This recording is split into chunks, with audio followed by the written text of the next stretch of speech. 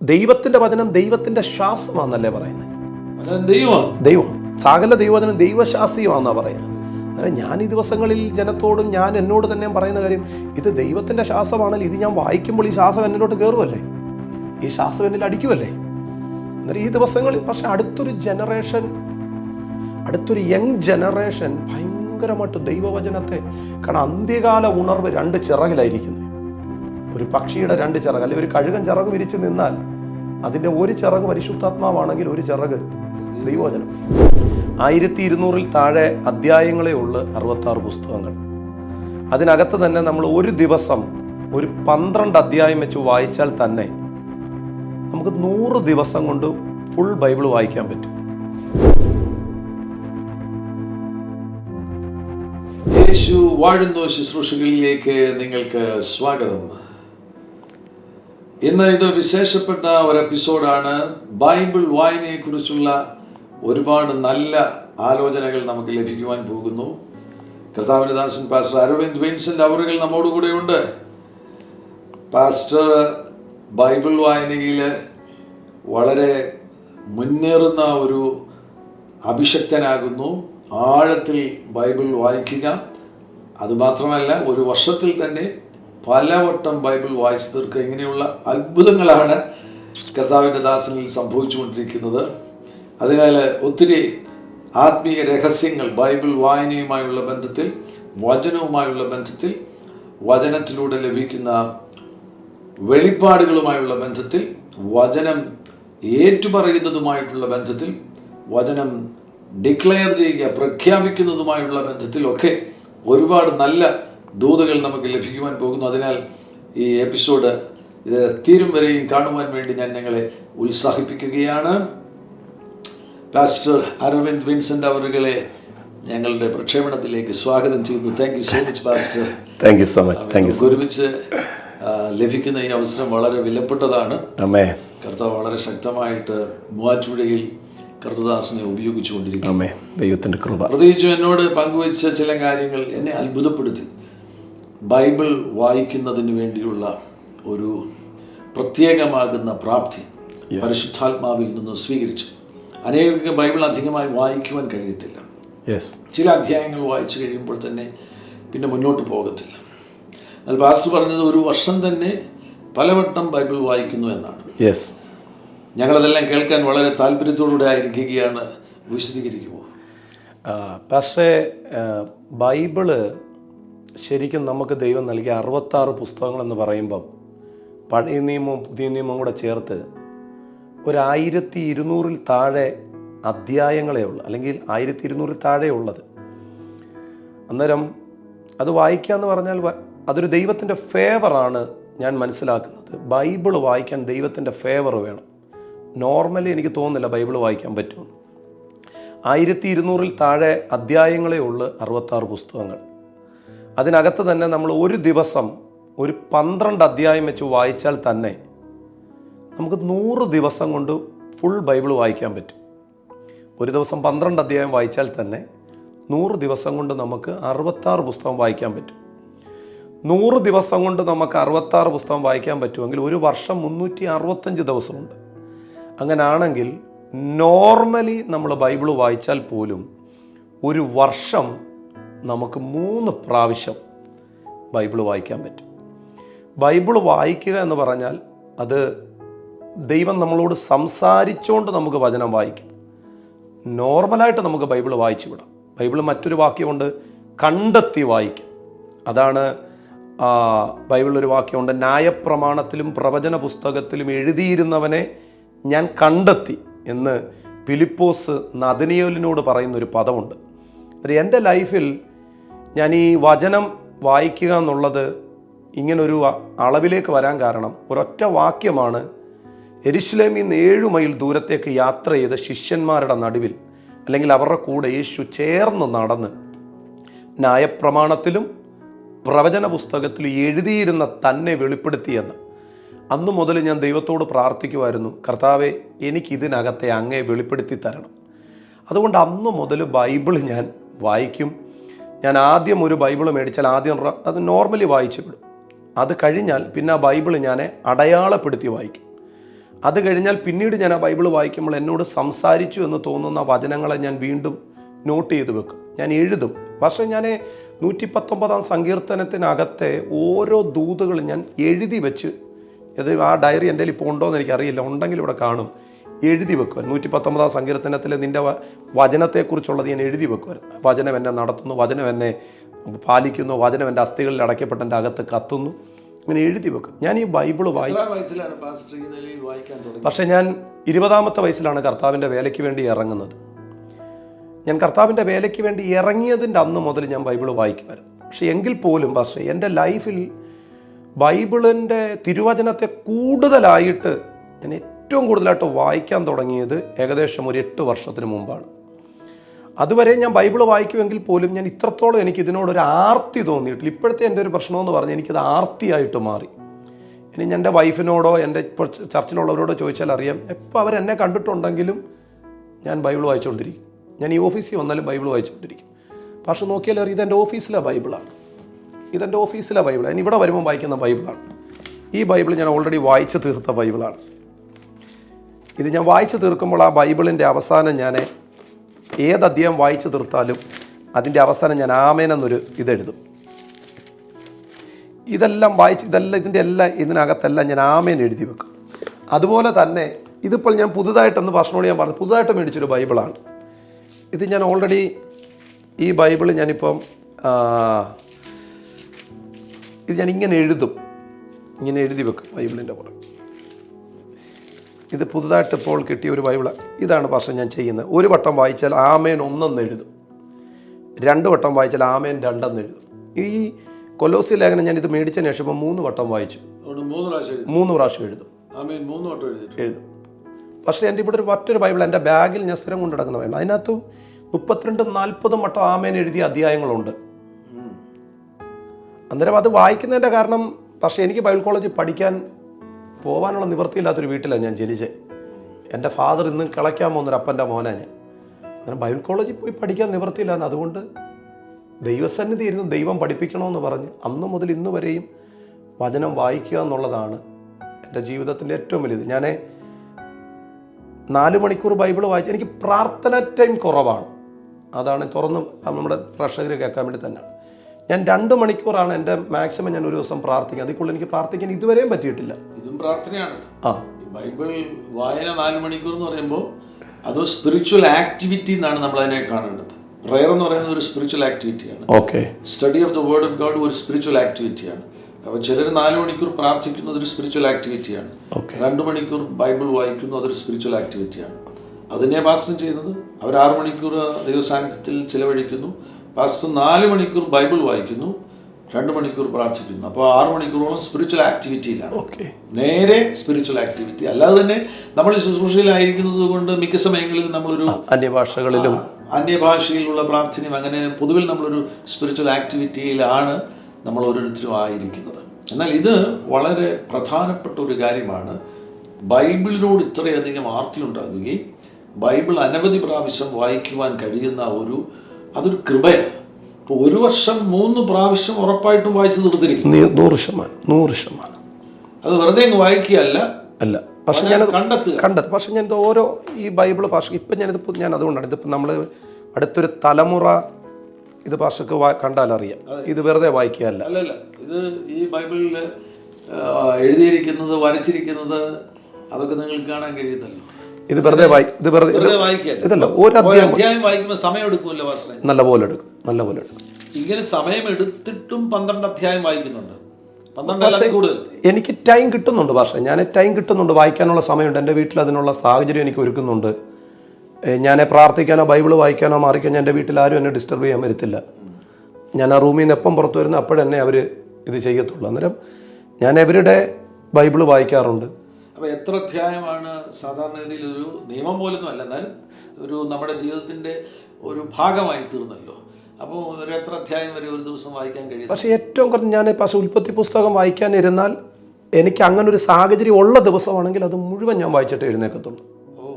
പുറപ്പാട് വായിക്കുന്നെങ്കിൽ അത് മുഴുവൻ വായിക്കും. അല്ലെങ്കിൽ ഞാൻ ചെയ്യുന്ന ഇതിനകത്ത് തന്നെ ഉണ്ട്. പക്ഷേ ഇതിപ്പോൾ ഞാൻ റീസെൻ്റ്ലി മേടിച്ച ബൈബിളാണ്. ഞാൻ 18 വർഷമായിട്ട് ഉപയോഗിക്കുന്ന ബൈബിളുണ്ട്. ഞാൻ അതിനകത്ത് 2 വർഷമായിട്ട് ഉപയോഗിക്കുന്ന വേറെ ബൈബിളുണ്ട്. ഉണ്ട്. അത് നോക്കിയാൽ എൻ്റെ വാഹനത്തിനകത്തായിരിക്കും അത് എപ്പോഴെങ്കിലും. അതും ഇതിനകത്ത് ഓരോ ഇതിനകത്ത് പാർശ്വ ഉൽപ്പത്തി മുതൽ വെളിപ്പാട് വരെ, ഇതും വെളിപ്പാട് വരെ വായിച്ച് ഇത് ചെയ്തതാണ്. ഇതിൻ്റെ പ്രത്യേകത എന്ന് പറഞ്ഞാൽ ഇതിനകത്ത് എഴുതിയാണ് ഭാഷ. ഞാൻ അല്ലാതെ എഴുതത്തില്ല, ഇതിനകത്ത് എഴുതി ഞാൻ ഓരോ അധ്യായം വായിച്ചിട്ടുണ്ടെങ്കിലും അത് എഴുതി ഞാൻ ഇത് എഴുതി വരച്ച് നോട്ട് എഴുതിയാണ് പോകുന്നത്. അങ്ങനെ വായിക്കുമ്പോൾ അതാണ് ഞാൻ 1, 2, 3 അങ്ങനെ അടയാളപ്പെടുത്തിയാണ് പോകുന്നത് ഓരോ കാര്യങ്ങൾ. കാരണം ഇതിൻ്റെ പ്രത്യേക ഭാഷ ഞാൻ വിശ്വസിക്കുന്നത് ദൈവവചനം വിത്താന്ന് വചനം പറയുന്നു, ദൈവവചനം ബീജമാണെന്ന് പറയും, ദൈവവചനം പാറയെ തകർക്കുന്ന ചുറ്റികയാന്ന് പറയും. എൻ്റെ 17 വർഷത്തെ ശുശ്രൂഷ ജീവിതത്തിൻ്റെ ഇടയിൽ ഞാൻ മനസ്സിലാക്കിയ ഭാഷയെ ദൈവവചനത്തിനകത്തൊരാൾ നിലനിന്നാൽ എന്തെല്ലാം പ്രതിസന്ധി വന്നാലും മുഴു ലോകം എതിരായാലും വചനത്തിൽ ഒരാൾ നിലനിന്നാൽ അവൻ പരാജയപ്പെടത്തില്ല. ഒരാൾ ദൈവവചനത്തിൽ നിലനിന്നാൽ, വചനത്തെ ഒരാൾ സ്നേഹിച്ച, ഞാൻ വിശ്വസിക്കുന്നു. പക്ഷേ എന്തെല്ലാം പ്രതിസന്ധി വന്നാൽ, പക്ഷെ വചനം തന്നെ പറയുന്നു 2 തരത്തിലുള്ള പണിയാണ് പറയുന്നത്. അത് ശരിക്കും ഒരാത്മീകൻ്റെ ജീവിതത്തിലാണെങ്കിലും ഒരു ശുശ്രൂഷകൻ്റെ ജീവിതത്തിലാണെങ്കിലും 2 തരത്തിലുള്ള പണിയാണ്. ഒന്ന് ആഴത്തിൽ കുഴിച്ച് പാറമേലുള്ള അടിസ്ഥാനം, അത് വചനമാണ്. 2 മണലിൻ്റെ മേലുള്ള അടിസ്ഥാനം, അത് നമ്മൾ ഇന്ന് കാണുന്ന ഈ ദൈവവചനത്തിന് പുറമെയുള്ള എല്ലാ മണലിൻ്റെ മേലുള്ള പണിയാണ്. പക്ഷേ ആഴത്തിൽ കുഴിച്ച് പാറമേൽ അടിസ്ഥാനം ഇട്ടാൽ എത്ര വലിയ കാറ്റടിച്ചാലും നിൽക്കും. പക്ഷേ എനിക്ക് ഈ ദിവസങ്ങളിൽ വിഷമമുണ്ട്. ഞാൻ ഇത്രയും നമ്മൾ തുറന്ന് സംസാരിക്കുന്നുണ്ട്. ഞാൻ പക്ഷേ ഈ ദിവസങ്ങളിൽ പ്രസംഗിക്കാൻ പോകുന്ന പല സഭകളിലും ഞാൻ ചെല്ലുമ്പോൾ അവരോട് ചോദിക്കുന്ന ഒരു ചോദ്യമുണ്ട്. വിശ്വാസത്തിൽ ഒരു 15 വർഷമായവർ കൈവക്കാൻ പറയും. മെജോറിറ്റി ആൾക്കാർ കൈവക്കും. ഞാൻ അവരോട് അടുത്തൊരു ചോദ്യം ചോദിക്കും. ഈ വിശ്വാസത്തിൽ 15 വർഷം നിങ്ങൾ വന്നിട്ട് ഇന്ന് വരെയെങ്കിലും ഒരു വട്ടമെങ്കിലും, ഒരു പ്രാവശ്യമെങ്കിലും ഈ 66 പുസ്തകം വായിച്ചവരുണ്ടോ? പക്ഷേ പറഞ്ഞാൽ വിശ്വസിക്കത്തില്ല. നമ്മൾ ഇന്ന് കാണുന്ന മെജോറിറ്റി ആയിട്ടുള്ള അഭിഷക്തന്മാരിൽ പലരും പോലും വായിച്ചിട്ടില്ല, ഒരു പ്രാവശ്യം പോലും ദൈവവചനം വായിച്ചു തീർത്തിട്ടില്ലാത്തവർ. എനിക്ക് ഭയങ്കര പെയിൻ ഉണ്ടായി. പക്ഷേ ഞാൻ അതുകൊണ്ട് എൻ്റെ ചർച്ചിൽ പക്ഷേ വളരെ കർശനമാണ്, ബൈബിൾ വായിച്ചിരിക്കണം. ഞാൻ അവർക്ക് ഒരു എന്താ പറയുന്നത്, അവരുടെ അകത്തൊരു കത്തൽ എന്ന പോലെ ഞാൻ അവർക്ക് കൊടുത്തിരിക്കുകയാണ്. ഒരു വർഷം ഒരു വട്ടം ബൈബിൾ വായിച്ചിരിക്കണം ഇതിനകത്ത്. അത് നിർബന്ധമായിട്ട് പറഞ്ഞിരിക്കുക. ഞാൻ അവർക്ക് അതിന് പറഞ്ഞു 1200 അധ്യായങ്ങളേ ഉള്ളൂ, താഴെ ഉള്ളു. ഒരു ദിവസം 12 അധ്യായം വെച്ച് വായിച്ചാൽ മതി. ഓക്കെ, 12 അധ്യായം ഒരു ദിവസം വായിക്കാൻ ബുദ്ധിമുട്ടുണ്ട്. രാവിലെ 4 വായിക്കാമല്ലോ, ഉച്ചയ്ക്കൊരു 4 അധ്യായം വായിക്കാം, വൈകിട്ടൊരു 4 അധ്യായം വായിക്കാൻ പറ്റും. പക്ഷെ നമ്മളൊരു കാര്യം ചെയ്യണമെന്ന് മനസ്സിൽ ഉറപ്പിച്ചാൽ നമുക്കത് ചെയ്യാൻ പറ്റും. തീർച്ചയായിട്ടും നമ്മുടെ ജീവിതത്തെ നമ്മൾ ക്രമത്തിലേക്ക് കൊണ്ടുവരുന്ന സന്ദർഭത്തിൽ നമ്മളാണ് തീരുമാനമെടുക്കുന്നത്. തീരുമാനമെടുത്തു കഴിഞ്ഞാൽ നമ്മൾ നടപ്പിലാക്കാൻ പ്രാപ്തിയില്ലെന്നുണ്ടെങ്കിൽ ആൾ വിജയിയായി തീരും. പക്ഷെ ഡിവൈൻ ഓർഡർ ഇല്ലാത്ത ഒരു കുടുംബവും രക്ഷപ്പെടില്ല. ഡിവൈൻ ഓർഡർ എന്ന് പറയുന്നത് ഭയങ്കര ഇമ്പോർട്ടൻ്റ് ആണ്. എന്തുകൊണ്ടാണ്? പക്ഷേ ബിലയാമെന്ന് പറയുന്ന ആ ശപിക്കാൻ വന്ന മനുഷ്യൻ ഇസ്രയേലിനെ ശപിക്കാൻ പല പർവ്വത മുകളുകൾ മാറി മാറി കയറി നിന്ന് ശപിക്കാൻ നോക്കുമ്പോൾ ശാപം അനുഗ്രഹമാകുകയാണ്. കാരണം മറ്റൊന്നുമല്ല, അവിടെ ബിലയാം പറയുന്നൊരു പദമുണ്ട്, ഈ ജനം ജാതികളുടെ കൂട്ടത്തിൽ എണ്ണിയിട്ടില്ല. ഒന്നുകൂടെ പറഞ്ഞാൽ മുകളിൽ നിന്ന് താഴോട്ട് നോക്കുമ്പോൾ ഇവരൊരു ഓർഡറിലാണ് കിടക്കുന്നത്. സമാഗമന കൂടാരത്തിന് ചുറ്റും ഓരോ കൊടിക്കീഴിൽ ഇവർ കിടക്കുന്ന കണ്ടാൽ ഇതൊരു ഡിവൈൻ ഓർഡറാണ്. അവർ കുരിശാ, ശരിക്കും മേളിൽ നോക്കി കുരിശെടുത്തതാണ് വെച്ചേക്കുക. അന്നേരം പക്ഷേ അതിന് അർത്ഥം ഇത്രേ ഉള്ളൂ, ഒരു ഡിവൈൻ ഓർഡറിൽ ഒരു ഫാമിലി ആണെങ്കിലും ഒരു സഭയാണെങ്കിലും ഒരു അഭിഷക്തനാണെങ്കിലും ഒരു ഡിവൈൻ ഓർഡർ അവൻ്റെ ലൈഫിലുണ്ടെങ്കിൽ അവനെ തകർക്കാൻ പറ്റത്തില്ല. ബൈബിൾ വായനയുമായുള്ള ബന്ധത്തിൽ ഇപ്പോൾ ഈ ദിവസങ്ങളിൽ പാലിച്ചു വരുന്ന കാര്യങ്ങളൊന്ന് പറയാമോ? പക്ഷേ എൻ്റെ ബൈബിൾ വായനയും പ്രയത്നങ്ങളും എപ്പോഴും ചേഞ്ച് ആയിക്കൊണ്ടിരിക്കും. ഞാനതാണ് പാസ്റ്ററോട് കുറച്ച് മുമ്പേ പറഞ്ഞത്. ഞാൻ ഒരു സമയം വരെ ഞാൻ ഉച്ചയ്ക്ക് ഒരു 2 മണി കഴിയുമ്പോഴായിരുന്നു കയറുന്നത്. മീറ്റിംഗ് ഇല്ലാത്ത സമയങ്ങളാണെങ്കിൽ ഒരു 2 മണി കഴിയുമ്പോൾ കയറും. മീറ്റിംഗ് ഉള്ള സമയമാണെങ്കിലും മീറ്റിങ്ങിന് ശേഷം നമുക്ക് അവിടെ വിശ്രമിക്കാൻ സമയം കിട്ടിയാൽ ഞാൻ കയറും. ഇപ്പോൾ എൻ്റെ ടൈം എന്ന് പറഞ്ഞാൽ ഏർലി മോർണിംഗിൽ എഴുന്നേക്കും, 5:30 എഴുന്നേക്കും. കാരണം എൻ്റെ വീട്ടിൽ ഇപ്പോൾ അതിനെ സാഹചര്യം ഉള്ളു. എൻ്റെ വീടിൻ്റെ സാഹചര്യം ഞാൻ നോക്കാറുണ്ട്. കാരണം ഞാനും എൻ്റെ വൈഫും 2 കുഞ്ഞുങ്ങളും ഒറ്റയ്ക്കാണ് താമസിക്കുന്നത്. അന്നേരം പല കാര്യങ്ങളും ഞാനിവിടെ ഹെൽപ്പ് ചെയ്യേണ്ടതുള്ളതുകൊണ്ട് ഇപ്പം ഞാൻ മോർണിംഗിൽ 5:30 എഴുന്നേക്കും. കാരണം കുഞ്ഞുങ്ങളൊക്കെ എഴുന്നേറ്റ് വരുമ്പോൾ 8:30 മണിയാവും. അന്നേരം ആ ഒരു ടൈമാണ് ഞാനിപ്പോൾ യൂസ് ചെയ്യുന്നത്. 5:30 മുതൽ 8:30 വരെയുള്ള ടൈം. അതിനകത്ത് പക്ഷേ മസ്റ്റായിട്ട് ഞാൻ എഴുന്നേറ്റ് കഴിഞ്ഞാൽ ഞാൻ ആദ്യം ബൈബിൾ വായിക്കും. ബൈബിൾ വായിക്കുമെന്ന് പറഞ്ഞാൽ ഞാൻ ബൈബിൾ വായിച്ച് ഏകദേശം ഒരു 1.5 മണിക്കൂറോളം രാവിലെ സ്പെൻഡ് ചെയ്യും ബൈബിളിൻ്റെ മുമ്പിൽ. എവരിഡേ 1.5 മണിക്കൂർ തിരുവചനത്തിന് മുമ്പിൽ സ്പെൻഡ് ചെയ്യും. ബാക്കി കിട്ടുന്ന 1 അവർ പ്രാർത്ഥിക്കും. പിന്നെ അന്യഭാഷകളിൽ നടന്ന് പ്രാർത്ഥിക്കുക. ഇപ്പോഴും പക്ഷേ എനിക്ക് ഏറ്റവും വലിയ എൻ്റെ സ്നേഹിതരായിട്ടുള്ള ഫാസ്റ്റർ ഫെയ്സൺ ആണെങ്കിലും ഈ പറഞ്ഞ ഷാൻ മാത്യു ഇവരോടൊക്കെ ചോദിച്ചാൽ അറിയാം, ഞാൻ എപ്പോഴും ബൈബിൾ മേടിച്ചുകൊണ്ടിരിക്കും. പുതിയ ബൈബിൾ മേടിച്ചുകൊണ്ടിരിക്കും എപ്പോഴും. പക്ഷേ ഇവിടെ ചർച്ചിലുള്ള ഇത് ഞാൻ ഈ ചർച്ചിൽ ഇപ്പം വെച്ചിരിക്കുന്ന ബൈബിളാണ്. ഇവിടെ ചർച്ചിലുള്ള കുഞ്ഞുങ്ങളൊക്കെ ഞാൻ വായിച്ചു തീർന്ന ബൈബിൾ മേടിച്ചുകൊണ്ട് പോകുമെന്ന് കുഞ്ഞുങ്ങൾക്ക് കൊടുക്കാറുണ്ട്. അന്നേരം ഞാനിപ്പോഴും ബൈബിൾ മേടിച്ചുകൊണ്ടിരിക്കും. എനിക്ക് ഏറ്റവും ഞാനത് പാസ്റ്ററുടെ മുമ്പിലിരുന്ന് പരിശുദ്ധാത്മാവ് നമ്മുടെ നടുവിലുണ്ടെന്നുള്ള ബോധ്യത്തോടെ പറയുക. പക്ഷേ എനിക്ക് ജീവിതത്തിൽ ഒത്തിരി ഗിഫ്റ്റുകൾ ദൈവം തന്നിട്ടുണ്ട്. എന്ന് പറഞ്ഞാൽ എനിക്ക് പല കാര്യങ്ങൾ ഗിഫ്റ്റ് കിട്ടിയിട്ടുണ്ട്. പക്ഷേ എൻ്റെ ലൈഫിൽ എനിക്ക് ഏറ്റവും കൂടുതൽ എൻ്റെ ഹൃദയത്തിൽ സന്തോഷം തോന്നുന്നത് എനിക്ക് പുതിയ ബൈബിൾ കിട്ടുമ്പോൾ. ആരെങ്കിലും ഒരു പുതിയ ബൈബിൾ മേടിച്ച് എൻ്റെ അകം കത്തും സന്തോഷം കൊണ്ട് നിറയും. എനിക്ക് ഭയങ്കര എങ്ങനെ പറഞ്ഞാൽ ഭയങ്കര സന്തോഷമാണ്. പക്ഷേ എൻ്റെ കണ്ണൊക്കെ നിറയും. ഞാൻ ഈ ബൈബിൾ സത്യം കൂടാരത്തിൽ നിന്ന് മേടിച്ചിട്ട് ഇറങ്ങിയപ്പോൾ ഞാൻ വണ്ടിക്കകത്തിരുന്ന് ഭയങ്കരമായിട്ട് കരഞ്ഞ് ഈ ബൈബിൾ എടുത്ത് ഞാൻ ഇങ്ങനെ എൻ്റെ തലയിലോട്ട് വെച്ചു. പണ്ട് ആശീർവദിച്ച് വെച്ചിട്ടൊന്ന് കേട്ടിട്ടുണ്ട്. ഞാൻ പറഞ്ഞു ഇതില്ലെങ്കിൽ ഞാനില്ലായിരുന്നു, ഇതില്ലെങ്കിൽ ഞാനില്ല. എനിക്കിപ്പോഴും ഒരു ഉടുപ്പ് കിട്ടുന്നതിനേക്കാളോ ഒരു വാച്ച് കിട്ടുന്നതിനേക്കാളോ എനിക്ക് ആരെങ്കിലും ഒരു ബൈബിൾ തന്നാൽ ഭയങ്കര സന്തോഷമാണ്. എൻ്റെ വാഹനത്തിനകത്തൊരു ബൈബിൾ ഇരിപ്പുണ്ട്. എൻ്റെ ഈ ഓഫീസിനകത്ത് ബൈബിളുണ്ട്. എൻ്റെ വീട്ടിൽ എൻ്റെ ടേബിളിൽ 2 ബൈബിളുണ്ട്. എൻ്റെ ടോയ്ലറ്റിനകത്ത് പോലും ഞാൻ ബൈബിൾ വെച്ചിട്ടുണ്ട്. അപ്പോൾ ഈ ആധുനികമാകുന്ന എക്യുപ്മെൻറ്റുകളിലൊന്നും വായിക്കത്തില്ല അല്ലേ? പക്ഷേ എനിക്ക് 2012 മുതൽ ഐപാഡ് മുതലുള്ള കാര്യങ്ങൾ ദൈവം തന്നിട്ടുണ്ടായിരുന്നു. പക്ഷെ ഞാൻ വായിക്കാറില്ല. പ്രിന്റഡ് ബൈബിളാണ്. എനിക്ക് എപ്പോഴും ഇതിനകത്ത് വായിച്ച് വരച്ച് അങ്ങനെ പോകുന്നതിനോട് ഇഷ്ടമുള്ളത് കൊണ്ട് ഞാൻ ഇപ്പോഴും അത് തന്നെ. 2 എനിക്ക് ചെറിയ ബൈബിളല്ല, വലിയ ബൈബിൾ കൊണ്ട് കിടക്കുന്നതിനോടാണ് ഇഷ്ടം. എൻ്റെ എല്ലാ ബൈബിളും പക്ഷെ ശ്രദ്ധിച്ചല്ലേ, ഒരു ബൈബിൾ പോലും ചെറുതല്ല, എല്ലാം വലുതാണ്. ഇനി എൻ്റെ വാഹനത്തിനകത്തിരിക്കുന്ന ബൈബിൾ നോക്കിയാലും വലുതാണ്. ഓക്കെ, അപ്പോൾ നമ്മൾ രാവിലത്തെ 1.5 മണിക്കൂർ കൊണ്ട് ചില അധ്യായങ്ങൾ വായിച്ചു തീർത്തു. പിന്നെ വൈകുന്നേരം സമയം ഇരിക്കുന്നുണ്ടോ? വൈകുന്നേരം സമയം ഉണ്ടെങ്കിൽ ഇരിക്കും. ഇപ്പൊ ഇരിക്കണം, ഉണ്ടെങ്കിൽ ഇരിക്കും, അത്രയേ ഉള്ളൂ. സൺഡേ വരുന്നുണ്ട് എങ്ങനെയായിരിക്കും? സൺഡേ പക്ഷേ ഞാൻ സാറ്റർഡേ നൈറ്റ് ഞാൻ ദൈവസന്നിധി കയറും. കയറി കഴിഞ്ഞാൽ വായനയിലാണോ അതോ ബൈബിൾ വായനയിലാണോ അതോ പ്രാർത്ഥനയാണോ? ബൈബിൾ വായിക്കും. പക്ഷേ ഞാൻ എപ്പോഴെല്ലാം ഞാൻ എൻ്റെ റൂമിൽ പ്രാർത്ഥിക്കുക എന്നുള്ള ലക്ഷ്യത്തോടെ കയറുന്നു, അപ്പോഴെല്ലാം ബൈബിൾ വായിച്ചിരിക്കും. ആദ്യം ബൈബിൾ വായിച്ചിട്ടേ പ്രാർത്ഥന കയറത്തുള്ളൂ. കാരണം എനിക്ക് അല്ലാതെ പറ്റില്ല പ്രാർത്ഥിക്കാൻ. എനിക്ക് ബൈബിൾ വായിച്ച് പിന്നെ പക്ഷേ എൻ്റെ പ്രയർ ടൈമിനകത്ത് ഒരു ഹാഫ് ആൻ അവർ അന്യഭാഷയെ ഞാൻ കയറിയാൽ ഒരു 3/4 മണിക്കൂർ ഞാൻ വചനം ഡിക്ലെയർ ചെയ്യും. വചനം ഏറ്റുപറയും, വചനം ഡിക്ലെയർ ചെയ്യും. അതിവിടെ ചർച്ചിലാണെങ്കിലും അതങ്ങനെ പ്രാക്ടീസാണ്. ജനമെല്ലാം വചനം ഏറ്റുപറയും. കാരണം അതിനകത്തും മിറക്കിളുകൾ ഉണ്ടെന്നും വിടുതലുകൾ ഉണ്ടെന്നും ജീവന. പക്ഷേ ദൈവത്തിൻ്റെ വചനം ദൈവത്തിൻ്റെ ശ്വാസമാണെന്നല്ലേ പറയുന്നത്. ദൈവം സകല ദൈവവചനം ദൈവശാസ്ത്രീയമാണെന്നാണ് പറയുന്നത്. അന്നേരം ഞാൻ ഈ ദിവസങ്ങളിൽ ജനത്തോടും ഞാൻ എന്നോട് തന്നെ പറയുന്ന കാര്യം, ഇത് ദൈവത്തിൻ്റെ ശ്വാസമാണെങ്കിൽ ഇത് ഞാൻ വായിക്കുമ്പോൾ ഈ ശ്വാസം എന്നിലോട്ട് കയറുമല്ലേ, ഈ ശ്വാസം എന്നിൽ അടിക്കുമല്ലേ.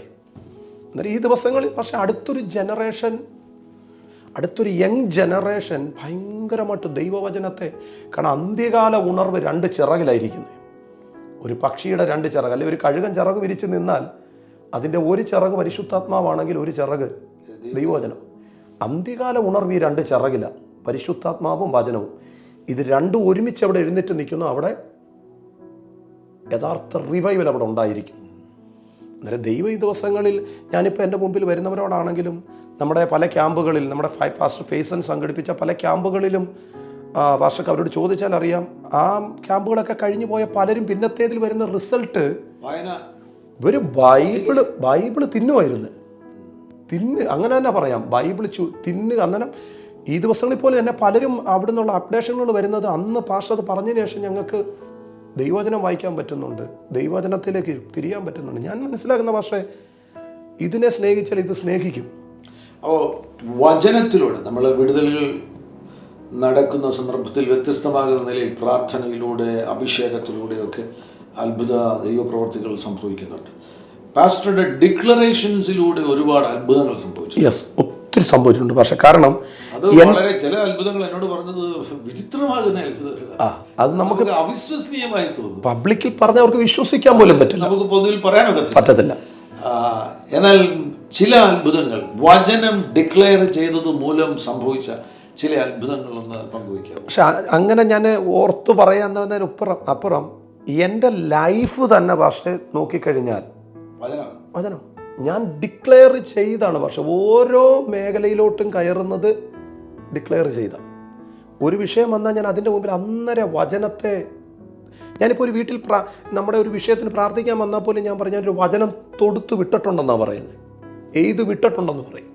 കാരണം അത്രത്തോളം ദൈവവചനത്തിന് ബലം ഉണ്ടെന്ന് വിശ്വസിക്കുന്ന ഒരാളാണ്. ഇപ്പം വചനം ഡിക്ലെയർ ചെയ്താണ്. പക്ഷേ ഇവിടെ തന്നെ മെജോറിറ്റി മിറക്കൾ ഇതിനകത്ത് നടന്നിട്ടുണ്ട്. പിന്നെ അത് സാക്ഷ്യം പറയിപ്പിച്ചിട്ടില്ലെന്നേ ഉള്ളൂ.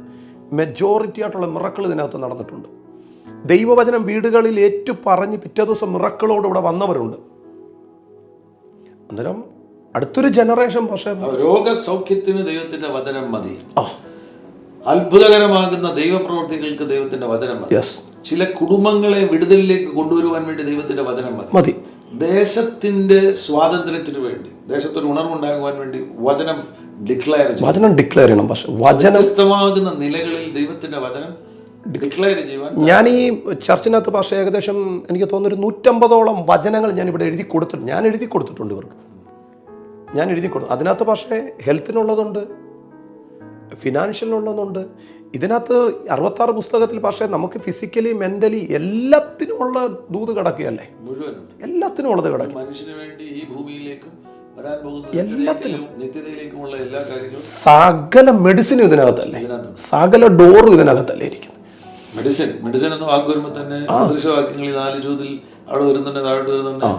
അതിന്റെ മൂലപദത്തിൽ മെഡിസിൻ എന്ന വാക്ക് തന്നെ വരുന്നുണ്ട്. മകനെ, എൻ്റെ വചനങ്ങൾക്ക് ശ്രദ്ധ തരിക, എൻ്റെ മൊഴികൾക്ക് നിന്റെ ചെവി ചായ്ക്കുക, നിന്റെ ദൃഷ്ടിയിൽ നിന്ന് മാറിപ്പോകരുത്, നിന്റെ ഹൃദയത്തിന്റെ നടുവിൽ അവയെ സൂക്ഷിച്ചു വയ്ക്കുക, അവയെ കിട്ടുന്നവർക്ക് അവ ജീവനും അവരുടെ സർവ്വദേഹത്തിനും സൗഖ്യവുമാകുന്നു. അവിടെ സൗഖ്യം എന്നുള്ള വാക്ക് മെഡിസിൻ എന്ന വാക്കാണ് എബ്രായ ഭാഷയിൽ ഉപയോഗിച്ചിരിക്കുന്നത്. നമ്മുടെ ഈ ഒരു കാലഘട്ടത്തിൽ പക്ഷേ ഞാൻ മനസ്സിലാക്കുന്ന ഒരു സത്യം, ദൈവവചനത്തിന് മുമ്പിൽ സ്മിത്ത് വിഗ്ൽസ്വർത്തിനെ കുറിച്ച് തന്നെ അങ്ങനെ ഒരു ഉണ്ടല്ലോ. അദ്ദേഹം മണിക്കൂറിൽ കൂടുതൽ ബൈബിൾ വായിക്കാതിരിക്കില്ല, എപ്പോഴും ബൈബിൾ വായിച്ചുകൊണ്ടിരിക്കും. അരമണിക്കൂർ ഇപ്പം തന്നെ പാസ്റ്റർ രാവിലെ പറഞ്ഞ അങ്കൂർ നിറവള ഇന്ത്യയിൽ തന്നെ 1.5 ലക്ഷത്തിലധികം. അദ്ദേഹത്തിന്റെ 12 മണിക്കൂർ നീണ്ട ബൈബിൾ വായന, നീണ്ട നാളുകൾ അതിപ്പോ പ്രാർത്ഥനയായിട്ട് മാറി. ആ പ്രാർത്ഥനയിൽ തീർച്ചയായിട്ടും ബൈബിൾ വായന കാണുമെന്നുള്ളത് ഉറപ്പാണ്. അത് വ്യക്തിപരമാകുന്ന കാര്യമാണല്ലോ. എല്ലാ കാര്യങ്ങളും നമുക്ക് കേൾക്കാൻ കഴിഞ്ഞിട്ടില്ല. ഇതൊക്കെ നമുക്ക് മാധ്യമങ്ങളിലൂടെ കിട്ടുന്ന വർത്തമാനങ്ങളാണ്. തൻ്റെ അനുഭവങ്ങൾ താൻ തന്നെ പങ്കുവയ്ക്കുകയാണ്. 12 മണിക്കൂറാണ്. ആ പാനിക് ഡിസോർഡർ വന്ന സമയത്ത് ബൈബിൾ വായിച്ചാൽ പാനിക് ഡിസോർഡർ മാറി നിൽക്കും. അപ്പോൾ പാനിക് ഡിസോർഡർ മാറി നിൽക്കുവാൻ വേണ്ടി ഈ ദേവദാസൻ, അന്ന് ദേവദാസനൊന്നും ആയിട്ടില്ല, യേശുവിനെ അറിഞ്ഞു തുടങ്ങുന്നതേ ഉള്ളൂ, ബൈബിൾ വായിക്കും. അങ്ങനെ 12 മണിക്കൂർ വരെ വൺ സ്ട്രെച്ച് ബൈബിൾ വായിക്കുമായിരുന്നു. അത് പിന്നെ തൻ്റെ ജീവിതത്തിൽ ആത്മീക പരിചയമായി തീർന്നു, ഒരു സ്പിരിച്വൽ ആക്ടിവിറ്റി ആയി തീർന്നു. ഇന്ന് വളരെ ശക്തമായ ദൈവം അദ്ദേഹത്തെ ഉപയോഗിക്കും. വചനം വിത്തല്ലേ? പക്ഷെ നമ്മുടെ വായിൽ നിന്ന് ഒരു വചനം പുറത്തേക്ക് വരുമ്പോൾ ശരിക്കും അത് വിത്തല്ലേ, വിതയ്ക്കപ്പെടുകയല്ലേ. വചനം വാളാന്ന് പറയുന്നത് നമ്മുടെ വായ തുറന്ന് നമ്മൾ ഒരു വചനം ഡിക്ലെയർ ചെയ്യുമ്പോൾ ശരിക്കും വാളല്ലേ പുറത്തേക്ക് പോകുന്നേ. ദൈവം പുറത്തു, വചനം ദൈവമാകുന്നു, ദൈവം വചനമാകുന്നു. വചനം ദൈവമാകുന്നു, ദൈവം വചനമാകുന്നു. അങ്ങനെയാണെങ്കിൽ ദൈവത്തിന് എന്തൊക്കെ ചെയ്യാൻ കഴിയും അതെല്ലാം വചനത്തിന് ചെയ്യാൻ കഴിയും. അപ്പൊ അതിപ്പം റോമാലേഖനത്തിൽ പറഞ്ഞിരിക്കുന്ന ആ വചനം ഇപ്പം നിന്റെ വായിലും ഹൃദയത്തിലും ഇരിക്കും. അടുത്ത പക്ഷെ എപ്പോഴെല്ലാം ഞാൻ വിശ്വസിക്കുന്ന ഒരു കാര്യം, പക്ഷെ എപ്പോഴെല്ലാം ഒരു ദൈവ പൈതല് അതരം തുറന്ന് വചനം എടുക്കുന്നു, അപ്പോഴെല്ലാം പൈശാചിക മേഖല തോക്കുകയാണ്. പിടിച്ചിരിക്കാൻ പറ്റത്തില്ല. എപ്പോഴെല്ലാം ഒരു ദൈവ പൈതൽ അതരം തുറന്ന് വചനം പറയുന്നു, അപ്പോഴെല്ലാം പൈശാചിക മേഖല തോക്കുക. കാരണം ബൈബിള് പറയുന്നു, യേശു ക്രിസ്തുവിൻ്റെ മുൻപിൽ വന്ന പരീക്ഷകളെ യേശു ജയിച്ചത് വാ തുറന്ന് വചനം പറഞ്ഞു. അത് ഞാൻ എപ്പോഴും പറഞ്ഞൊരു കാര്യമുണ്ട്. പക്ഷേ ഒരു പുതിയ വെളിപ്പാട് അപ്പോൾ യേശു പറഞ്ഞില്ല, ഒന്നുമല്ല, എഴുതി വെച്ച വചനം അതുപോലെ പറഞ്ഞു. അന്നേരം എപ്പോഴെല്ലാം അതരം തുറന്ന് വചനം പറയുന്നു, അപ്പോഴെല്ലാം എന്ത് ചെയ്യുക? പക്ഷെ ഇത് ലോഗോസാണ്. ഈ എഴുതി വെച്ച വചനം ലോഗോസാണ്. പക്ഷെ ഈ ലോഗോസ് ആകുന്ന വചനം നമ്മുടെ വായിൽ കൂടെ എപ്പോൾ പുറത്തേക്ക് വരുന്ന അപ്പോൾ മുതൽ അത് റേമയാണ്. എഴുതപ്പെട്ട വചനം നമ്മുടെ നാവിൽ നിന്ന് പുറത്തു വരുന്ന സെക്കൻഡ് മുതൽ അത് റേമയാണ്. അത് റേമയായി മാറും. റേമയത്. അന്നേരം വചനം വിത്താണെങ്കിൽ അത് കിളിർക്കും, വചനം ബീജമാണെങ്കിൽ അത് ജനിപ്പിക്കും. അത് എനിക്ക് മനസ്സിലാകുന്നിടത്തോളം ദൈവവചനത്തിന് പിന്നെ പക്ഷേ ഇതിനകത്ത് ഞാൻ ഈ ദിവസങ്ങളിൽ മനസ്സിലാക്കിയൊരു കാര്യം, നമ്മൾ ദൈവവചനം ആത്മാവിൽ പറഞ്ഞ് ജയിക്കേണ്ട ഒരു വിഷയത്തെ നമ്മൾ ദൈവവചനം പറഞ്ഞ് തന്നെ ജയിക്കണം. ഞാനത് കുറച്ചുകൂടെ എനിക്ക് പാസ്റ്ററോട് ഇരുന്ന് സംസാരിക്കുമ്പോൾ അത് തെറ്റാണെങ്കിൽ പാസ്റ്റർക്ക് അത് തിരുത്ത തന്നെ. ഞാനിപ്പോഴും വിശ്വസിക്കുന്ന ദൈവവചനം ഡിക്ലെയർ ചെയ്ത് ജയിക്കേണ്ട ഒരു വിഷയത്തെ പ്രാർത്ഥിച്ച് ജയിക്കാൻ പറ്റുമെന്ന് എനിക്ക് സംശയമുണ്ട്. കാരണം മരുഭൂമിയിലെ ആ പരീക്ഷ യേശു ജയിച്ചത് പ്രാർത്ഥിച്ചല്ല, ദൈവവചനം പറഞ്ഞ. പക്ഷെ ഗത്ശമനയിൽ വന്നപ്പോൾ അവിടെ യേശു പ്രാർത്ഥിച്ചാണ് ജയിച്ചത്. അന്നേരം പ്രാർത്ഥിച്ച് ജയിക്കേണ്ട വിഷയത്തെ പ്രാർത്ഥിച്ച് ജയിക്കാനും വചനം പറഞ്ഞ് ജയിക്കേണ്ട വിഷയത്തെ വചനം പറഞ്ഞ് ജയിക്കാനും നമ്മൾ മനസ്സിലാക്കണം. അതിന് നമ്മളെ സഹായിക്കുന്നത് പരിശുദ്ധാത്മാവാണ്. ഒരു വിഷയത്തെ വചനം പറഞ്ഞാണോ അതിനെ നീ നേരിടണ്ടേ എന്ന് നമ്മുടെ അകത്തിരിക്കുന്ന പരിശുദ്ധാത്മാവ് സകലത്തെക്കുറിച്ചും ബോധ്യം വരുത്തുമെന്നല്ലേ. അന്നേരം ഞാൻ ഈ ദിവസങ്ങളിൽ അങ്ങനെ തന്നെ പോവുകയാണ്. പക്ഷേ എനിക്കറിയാം ഒരു വിഷയം മുൻപിൽ വരുമ്പോൾ ഇത് പ്രാർത്ഥിച്ചാണോ ഇതിനെ ജയിക്കേണ്ടേ, അതോ ഇതിനെ വചനമെന്ന ദൈവമെന്ന വാള് പറഞ്ഞു വിട്ടാണോ ഇതിനെ ജയിക്കേണ്ടേ. പക്ഷേ ഈ ദിവസങ്ങളിൽ എനിക്ക് മനസ്സിലായ ഒരു കാര്യം, ഒരു വിഷയം ദൈവം ഏറ്റെടുത്തു എന്ന് നമുക്ക് സ്പിരിറ്റിൽ ഒരു ഉറപ്പ് കിട്ടിയാൽ പിന്നെ നമ്മൾ ആ വിഷയത്തിൽ റെസ്റ്റ് എടുക്കുക എന്നുള്ളതാണ് നമ്മുടെ പണി. ഈ ദിവസങ്ങളിൽ നമ്മുടെ ഈ അറിയേണ്ട ഒരു കാര്യം, ദൈവം എൻ്റെ വിഷയത്തെ എടുത്തു. അത് പാസ്റ്റർ എന്ന് പറഞ്ഞ പോലെ ബുദ്ധിക്കകത്ത് തോന്നുന്നതല്ല, ഒരു വാളുടെ വാക്കല്ല, സ്പിരിറ്റിൽ ആത്മാവിൽ വചനം പറയുന്നതും കേവലം നമ്മുടെ ബുദ്ധിയിൽ നമ്മൾ കുറെ വചനം നിറച്ചിട്ട് അല്ല, ആ നിലയിൽ പറഞ്ഞു കഴിഞ്ഞാൽ അത് ഫലം നൽകി തരില്ല. കാരണം ഇത് ആത്മാവിനാൽ എഴുതപ്പെട്ടതാകുന്നതിനാൽ ആത്മാവിനാൽ ആത്മനിറവിൽ ഇതിനെ നമ്മൾ പുറത്തേക്ക് നിറവിൽ ഇത് പുറപ്പെടുമ്പോഴാണ് അത് വചനമായി തീരുന്നത്. യെസ്. അന്നേരം ദൈവവചനത്തിൻ്റെ ശക്തി നമ്മൾ ഈ ദിവസങ്ങളിൽ, കാരണം കർത്താവിൻ്റെ വായിൽ നിന്ന് വന്നൊരു വാക്കല്ല ഇത് മുഴുവൻ സൃഷ്ടിച്ചത്, എല്ലാം സൃഷ്ടിച്ചത് വായിൽ നിന്ന് വന്ന വചനമാകുന്നു. അത് ഇന്നും തുടർന്നുകൊണ്ടേ ഇരിക്കുകയാണ്. അതിനാൽ നിങ്ങൾക്ക് ഏറ്റവും പ്രധാനപ്പെട്ട സന്ദേശം വചനം വായിക്കണം, വചനം കേൾക്കണം, വചനം ഏറ്റുപറയണം, വചനം ധ്യാനിക്കണം, വചനം അനുസരിക്കണം. ഒരിക്കൽ കൂടെ പറയാം, വചനം വായിക്കണം, വചനം കേൾക്കണം, വചനം ധ്യാനിക്കണം, വചനം ഏറ്റുപറയണം. ഈ 4 കാര്യങ്ങൾ നിങ്ങൾ ചെയ്യുകയാണെങ്കിൽ ഉറപ്പായിട്ട് നിങ്ങൾ വചനം അനുസരിച്ചിരിക്കും. അത് തന്നെയാണല്ലോ പാസ്റ്റർ തെസ്സലോനിക്ക ലേഖനത്തിനകത്ത് പൗലോസ് പറഞ്ഞു, ഞങ്ങൾ പ്രസംഗിച്ച വചനം നിങ്ങൾ കേട്ടു, സാക്ഷാൽ ദൈവത്തിന്റെ വചനമായിട്ട് തന്നെ അതിനെ കൈക്കൊണ്ടു, അതിനാൽ ആ വചനം നിങ്ങളിൽ വ്യാപരിക്കും. അത്ഭുതം നിങ്ങളുടെ മേലും പകരപ്പെടുവാൻ പോകുകയാണ്. അഭിഷേകത്തിന് ഇപ്പോൾ നിങ്ങൾക്ക് വേണ്ടി പ്രാർത്ഥിക്കും. പാസ്റ്റർ അരവിന്ദ് വിൻസെന്റ് ജീവിതത്തിൽ അനുഭവിക്കുന്നത് നിങ്ങളുടെ മേലെ ഒരു പുതപ്പായി വന്നു വീഴട്ടെ. കർത്താവേ, ഞങ്ങൾ ഒരുമിച്ച് ഞങ്ങൾ ഈ ജനത്തിനു വേണ്ടി പ്രാർത്ഥിക്കുന്നു. കർത്താവേ, ഈ ശബ്ദം കേൾക്കുന്ന സകലരുടെ മേലും അങ്ങയുടെ വചനത്തിനൊപ്പം ഇരിപ്പാൻ, വചനത്തെ ധ്യാനിപ്പാൻ, വചനത്തോട് കൂടെ നടപ്പാൻ, കർത്താവേ, നഥനീയേലിനോട് ഫിലിപ്പോസ് പറഞ്ഞതുപോലെ ന്യായപ്രമാണത്തിലും പ്രവചന പുസ്തകത്തിലും എഴുതിയിരുന്നവനെ അക്ഷരം കൊല്ലുന്നു, പക്ഷെ അതിൻ്റെ അകത്തെ ആത്മാവ് ഞങ്ങളെ ജീവിപ്പിക്കും. ഫിലിപ്പോസ് നഥനീയേലിനോട് പറഞ്ഞത് അതാണ്, ന്യായപ്രമാണത്തിലും പ്രവചന പുസ്തകത്തിലും എഴുതിയിരുന്നവനെ ഞാൻ കണ്ടെത്തി. അന്ന് എഴുത്തായിരുന്നു, പക്ഷെ ഇന്നത് ജഡം ധരിച്ച് ഞങ്ങളുടെ മുമ്പിൽ നിൽക്കുന്നത് ഞങ്ങൾ കണ്ടു. ഈ വചനം കർത്താവ്, ഈ വചനം ധ്യാനിക്കുന്നവർ, ഈ വചനത്തോടൊപ്പം ഇരിക്കുന്നവർ, അവർ എന്ത് ധ്യാനിക്കുന്നോ അത് ജഡം ധരിച്ച് അവരുടെ കൂടെ ഇറങ്ങി നിൽക്കാൻ ഞങ്ങൾ ഒരുമിച്ച് പ്രാർത്ഥിക്കുന്നു. ഒരു വചനദാഹമുള്ള ഒരു തലമുറ ഭാരതത്തിൽ എഴുന്നേറ്റ് വരട്ടെ, ലോകത്ത് എഴുന്നേറ്റ്. അന്ത്യകാല ഉണർവ് പരിശുദ്ധാത്മാവും വചനവും ഒരുമിച്ചിരുന്നാണെങ്കിൽ ഞങ്ങളതിനെ ഏറ്റെടുക്കുന്ന കർത്താവ്. അടുത്തൊരു ജനറേഷന്റെ ഒരു ചിറക് പരിശുദ്ധാത്മാവും ഒരു ചിറക് ദൈവത്തിന്റെ വചനവുമാകട്ടെ. ഞങ്ങൾ അങ്ങനെ തന്നെ പ്രാർത്ഥിക്കുന്നു. ഇന്ന് ഈ കർത്താവെ, ഇത് ഈ കേൾക്കുന്ന സകലരുടെ മേലും വചനത്താലും പരിശുദ്ധാത്മാവിനാലുമുള്ള ഒരു വലിയ ചലനമുണ്ടാകാൻ ഞങ്ങൾ ഒരുമിച്ച് പ്രാർത്ഥിക്കുന്നു. സ്വർഗം അത് കേൾക്കും. ചിലരുടെ ഹൃദയങ്ങളെ ദൈവം തുറക്കും, ഹൃദയദൃഷ്ടികളെ തുറക്കും, കണ്ണുകളെ ദൈവം തുറക്കും. സ്വർഗം അങ്ങനെ ചെയ്യും, യേശുവിന്റെ നാമത്തിൽ തന്നെ. ആമേൻ, ആമേൻ. Thank you so much pastor. ഈ എപ്പിസോഡ് കാണുവാൻ നിങ്ങൾ കാണിച്ച താല്പര്യത്തെ പ്രത്യേകമായി അഭിനന്ദിക്കുന്നു. ഈ സന്ദേശം തീർച്ചയായിട്ടും മറ്റുള്ളവരുമായിട്ട് നിങ്ങൾ പങ്കുവയ്ക്കണം. മാത്രമല്ല ഈ ചാനൽ ഇതുവരെയും സബ്സ്ക്രൈബ് ചെയ്തിട്ടില്ലെങ്കിൽ സബ്സ്ക്രൈബ് ചെയ്യുവാൻ ദയവായി ഓർപ്പിക്കുന്നു. കർത്താവാകുന്ന യേശു നിങ്ങളുടെ കൂടെ ഇരിക്കും. God bless you. ആമേൻ. ആമേൻ. ആമേൻ. ആമേൻ. എല്ലാ പ്രഭാതത്തിലും 3 മിനിറ്റ് നീണ്ടു നിൽക്കുന്ന ഒരു ചെറിയ സന്ദേശം വാട്സപ്പിൽ അയക്കുന്നുണ്ട്. നിങ്ങൾക്കത് ലഭിക്കണമെന്ന ആഗ്രഹമുണ്ടെങ്കിൽ സ്ക്രീനിൽ കാണുന്ന നമ്പറിൽ ഒരു മെസ്സേജ് അയയ്ക്കുക.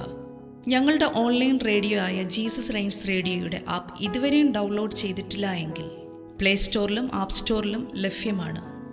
ജീസസ് റെയിൻസ് റേഡിയോ എന്ന് ടൈപ്പ് ചെയ്ത ശേഷം സെർച്ച് ചെയ്യുക. ആപ്പ് നിങ്ങൾ ഇപ്പോൾ തന്നെ ഡൗൺലോഡ് ചെയ്താലും. എല്ലാ പ്രഭാതത്തിലും 4 മണിക്ക് ടങ്സ് പ്രെയർ ഉണ്ടായിരിക്കുന്നതാണ്. നിങ്ങളുടെ ആത്മീയ വർധനവിനായി ദയവായി സൂമിൽ ജോയിൻ ചെയ്താലും. മീറ്റിംഗ് ID സ്ക്രീനിൽ നിങ്ങൾക്ക് ലഭ്യമാണ്. അതോടൊപ്പം തന്നെ എല്ലാ ബുധനാഴ്ചയും രാത്രി 10 മുതൽ 1 മണി വരെ നൈറ്റ് പ്രെയർ ഉണ്ടായിരിക്കുന്നതാണ്. നമുക്ക് ഒരുമിച്ച് രാജ്യങ്ങൾക്ക് വേണ്ടി പ്രാർത്ഥിക്കാം. ദയവായി സൂമിൽ ജോയിൻ ചെയ്താലും. ഈ യൂട്യൂബ് ചാനൽ നിങ്ങൾ ഇതുവരെയും സബ്സ്ക്രൈബ് ചെയ്തിട്ടില്ല എങ്കിൽ ഇപ്പോൾ തന്നെ സബ്സ്ക്രൈബ് ചെയ്യുക. ശേഷം ബെൽ ബട്ടൺ അമർത്താൻ മറക്കല്ലേ. ഈ സന്ദേശം മറ്റുള്ളവരിലേക്ക് അനുഗ്രഹമാകാൻ ഷെയർ ചെയ്താലും. കർത്താവ് നിങ്ങളെ ധാരാളമായി അനുഗ്രഹിക്കട്ടെ.